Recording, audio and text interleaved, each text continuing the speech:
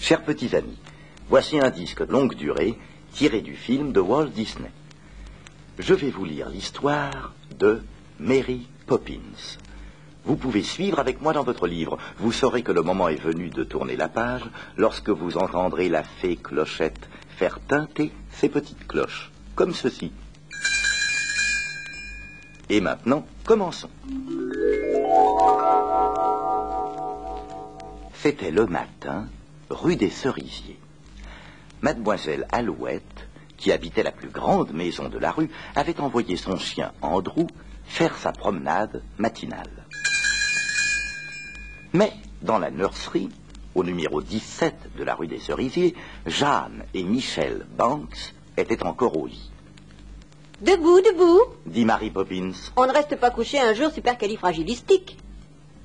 Ne reste pas la bouche ouverte, Michel, nous ne sommes pas des poissons. Si tu ne peux pas trouver un mot qui désigne exactement ce que tu veux dire, essaie supercalifragilistique. Il décrit parfaitement cette journée. » Cela fit lever Jeanne et Michel, qui s'habillèrent en un temps record. « En route pour le parc !» dit Mary Poppins. « Dépêchez-vous par ici. » Mary Poppins s'arrêta pour parler à Andrew, le petit chien de Mademoiselle Alouette. « Ouah, ouah, ouah !» dit Andrew. « Répète. » dit Mary Poppins. « Ouah, ouah !» dit Andrew. « Ah oui, bien sûr. » dit Mary Poppins. « J'y vais immédiatement.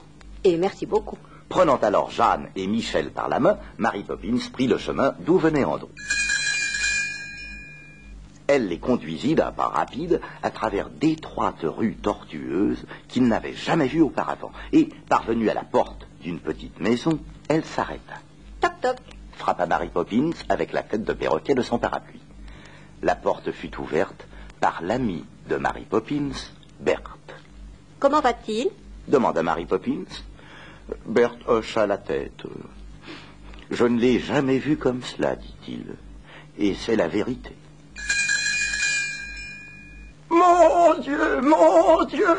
gloussa une voix pleine de rire. « Est-ce Mary Poppins? Je suis ravi de vous voir, ma chère !» Jeanne et Michel regardèrent autour d'eux. Ils ne virent personne dans la pièce jusqu'à ce que Mary Poppins parle. « Oncle Albert, vous m'aviez promis de ne plus recommencer à flotter, » dit-elle, et elle semblait parler au plafond. Jeanne et Michel levèrent les yeux. Là, en l'air, était assis, riant joyeusement, Albert, l'oncle de Mary Poppins.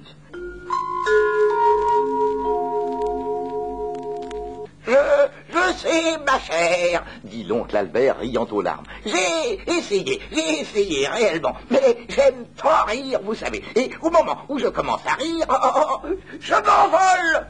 Il murmura aux enfants, c'est le rire qui fait cela, vous savez. Les enfants commencèrent à rire, et Berthe aussi. Bientôt, ce fut un éclat de rire général. Tous débordaient de joie, et ils se sentaient devenir de plus en plus légers, si bien que leurs pieds quittèrent le sol, et ils se mirent à flotter, jusqu'à ce que leur tête heurte le plafond.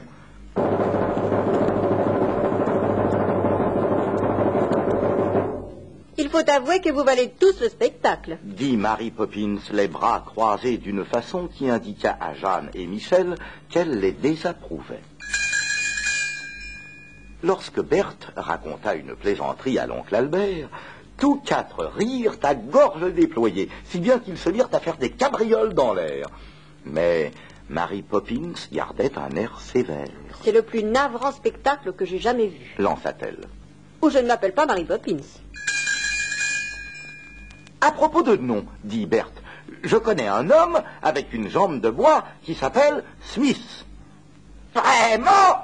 Gloussa l'oncle Albert. Quel est le nom de l'autre jambe? Et à nouveau, la pièce fut secouée de rire. Maintenant, Jeanne, Michel, c'est l'heure du thé, dit fermement Mary Poppins d'en bas.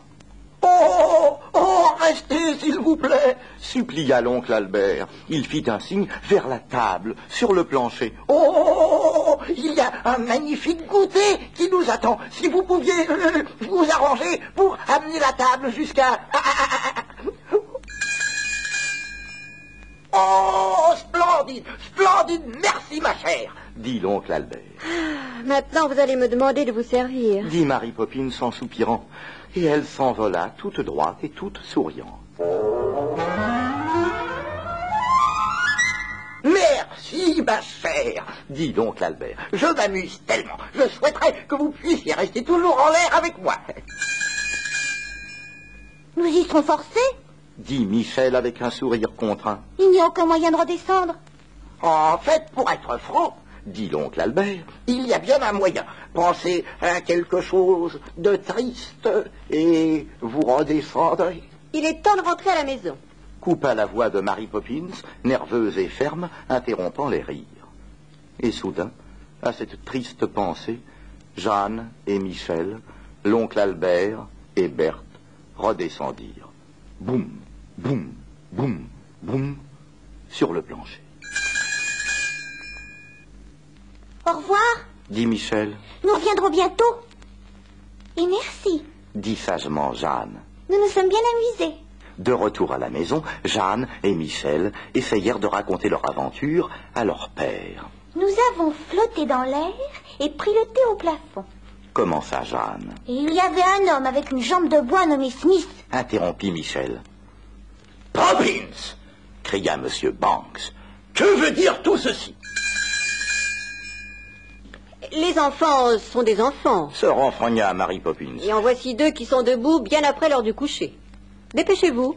Michel et Jeanne se regardèrent. De toute façon, Dit Jeanne en lançant sa pantoufle. ce fut une journée super califragilistique.